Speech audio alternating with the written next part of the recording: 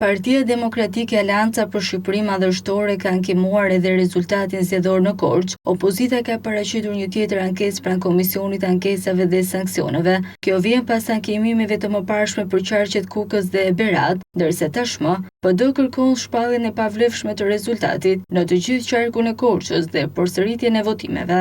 Nga ana tjetër, Komisioni Qendror I Zgjedhjeve ka përmbyllur dhe zyrtarizuar procesin zgjedhor duke certifikuar rezultatet për të 12 qarqet e vendit. Partia Socialiste siguroi 83 mandate në zgjedhjet e 11 majit. Koalicioni PD, Aleanca për Shqipëri Madhështore, mori 50 vende në kuvend, ndërsa forcat e reja politike ndan 7 mandate, 3 për PSD-n, 2 për Partinë Mundësia dhe nga 1 për Lëvizjen Bashkë dhe Nisma Shqipëria Bëhet. Partia Demokratike ka ngritur akuza për manipulim të procesit, duke konsideruar atë një masakër zgjedhore dhe po ndjek rrugët institucionale për të kundërshtuar rezultatin në disa qarqe të vendit.